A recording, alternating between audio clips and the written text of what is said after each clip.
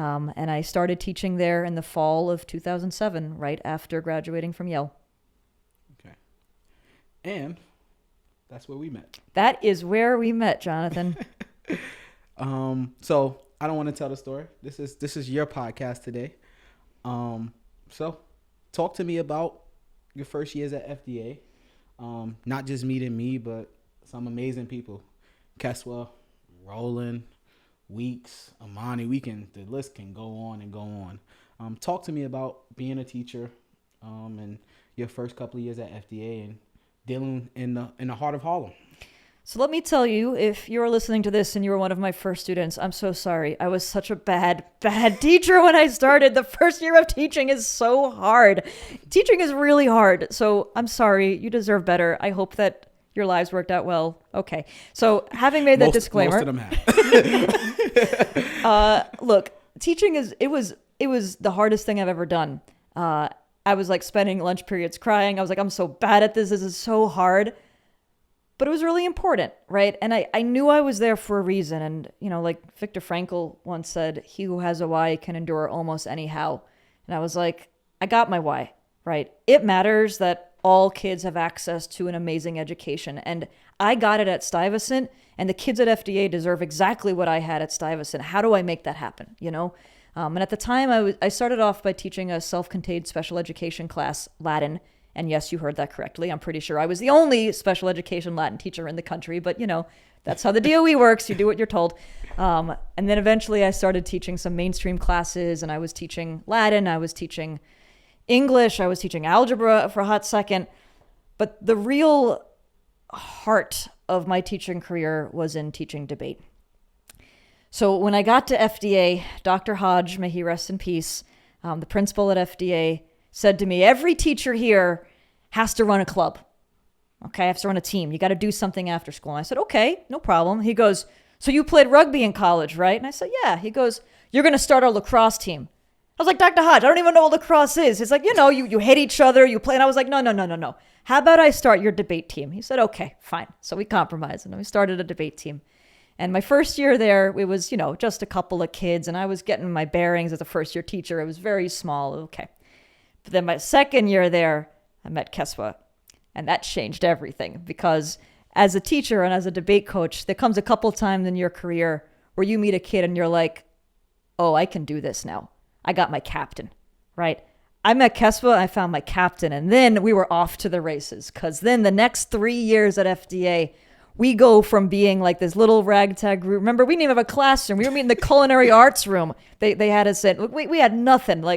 But we went from being this little ragtag group this little team from that nobody ever heard of to being a team that was competing on the state and national circuit. We had kids qualifying for states. We had kids competing at Harvard, competing at Yale, and doing well, mind you, winning rounds, right? And there were no public schools like us on the circuit. It's the speech and debate world, like so much in education, unfortunately, it's reserved for people with money, for schools that are, that are private schools, for schools that are public schools in quotes, but like it's Scarsdale, right? No offense, Scarsdale, you got a great program, but like it's not the same as FDA, right? And I couldn't believe these kids that I was meeting, and they were brilliant. They were just you, Jonathan, you were one of them, but all of your friends, everybody on that team, these are kids that taken like 4 or 5 APs, they're pushing themselves to the limit. And then after school, they're coming and spending hours at debate practice. And then every single Friday night, they're going down to Regis High School, where they're debating against kids from Stuyvesant and Regis and Hunter College, 3 of the top schools in New York City. And then every Saturday and every weekend, they're going around, we're traveling and we're competing, and every month we're at a different national tournament. Like, it was just such momentum and energy, and I was in awe of all of you. I loved it. And for people who don't, when you say schools like Regis, Stuyvesant, and if you're from New York, it's really hard for you not to know that name. But I'm not going to even give you a big alumni list. Let me just give you one alumni from Regis High School, Dr. Fauci. Right? Yeah, that's who we're talking about. Let's just make it simple, right? Right. If I think everybody knows what COVID is, right, at this point. So the guy in charge of leading the COVID pandemic is an alumni of Regis High School, #1 Catholic school in America. Right. So, yeah. And you got kids from 145th Street, in Harlem. And I don't want to say not too many resources because Dr. Hodge made us feel like we was at the #1 boarding school in the country. Oh, He 100%. did whatever it takes to make sure that brown kids in that particular area was getting the best education, and we had APs. We had things that public schools just did not have. So we lucked out extremely well at FDA, even though the zip code, and when we walked out of the building, there was violence, there was guns, there was drugs. Within that building, we felt like the sky was the limit. Absolutely. And yeah, so let's keep on to it. I guess this is my podcast, so I don't want to tell it from my perspective because I usually do that all the time. I want to tell it from your perspective. When did we meet? Oh, Jonathan. Okay.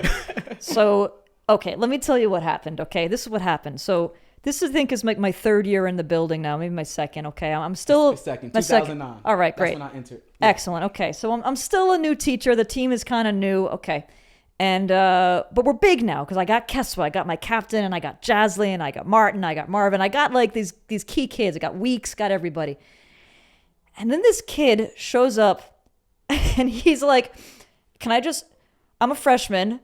Can I spend my lunch period sitting in on your senior debate class?" I'm like, "Who are you, kid? Nobody audits classes in high school. What are you talking about?" And I was like, "Sure, you can come. That's fine." I mean, I didn't say that to him, but I'm thinking, like, who is this kid? He's going to give up his lunch period to come sit in a senior class, and it's a debate class. I was like, all right, fine. He doesn't just come. He comes and he, like, dominates, okay? I got the kids reading Kant. I got the kids reading Rawls. I got the kids reading, like, philosophy, like ethics, morals. We're doing debate cases. We're going all over the country. And Jonathan's like not just like sitting quietly observing. Jonathan is like dominating the class, okay? Every conversation we have. And I don't think I really got what was going on, Jonathan, and who you really were until the very end of that year. I will never forget this.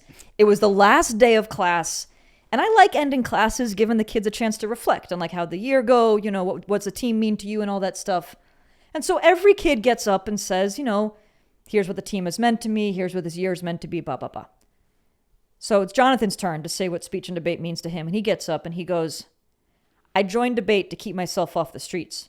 And all of us look at him. We're like, what? Like, this is the kid that's come to every single practice, every single tournament. This is the nicest kid on the team. He holds the door for you. I mean, you name it, you think of the nicest kid, you think of Jonathan.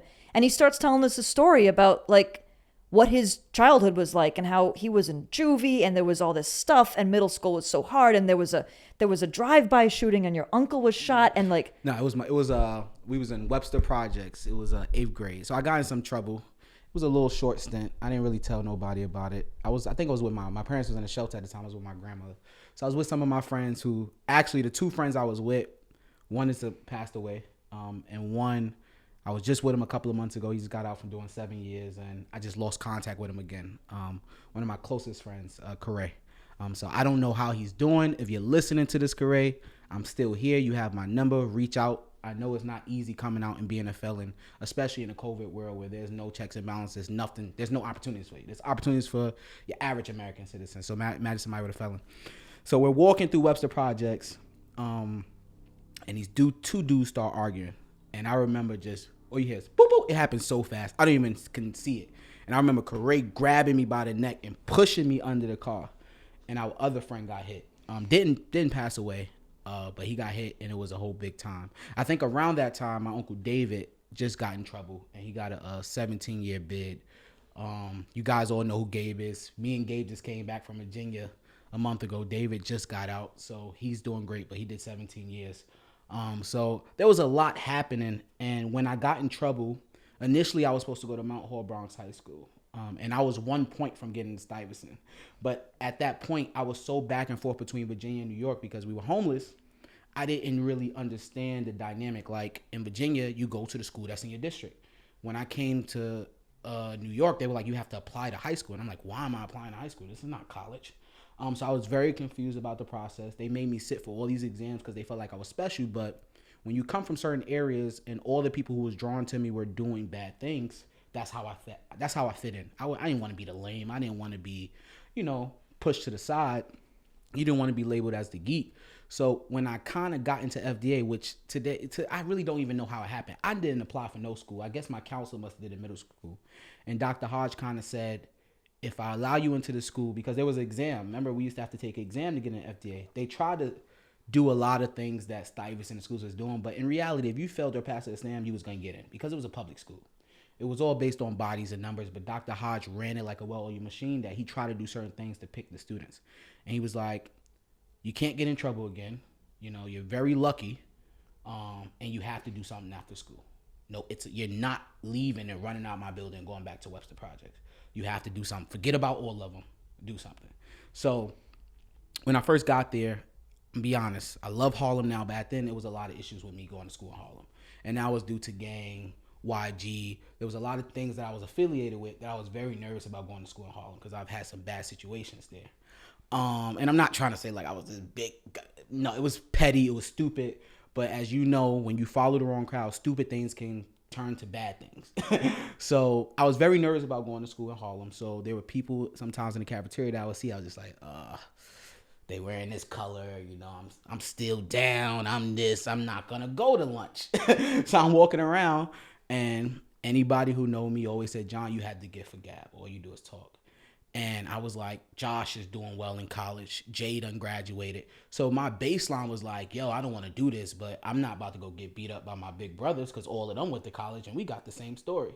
So I looked at Amani. I looked at some of these people because originally I wanted to play football. We were supposed to play for the Harlem Hellfighters. But it's New York City. One day we have a field, one day we don't. It was no consistency. So Dr. Hodge was like, no, you have to find something else. So Amani's like, yo, we all debate. You talk a lot, man. You know, just, you know, and I walked past. And I was like, whoa, this were all the kids that's going to Yale, MIT, Angel. Yeah. It's like, oh, everybody was going to top school. So I was like, I went to you. And at this time, you're Miss D. Yeah. Right? You're Miss D. You're going by Christine at this point. Yeah. So I'm like, all right, cool. I'll just sit here. And it changed me. You know, you taught me that being cool was good, that going to college was fun. It didn't feel like I was being attacked by being special and showing my blessings. And yeah, we could continue to elaborate on that.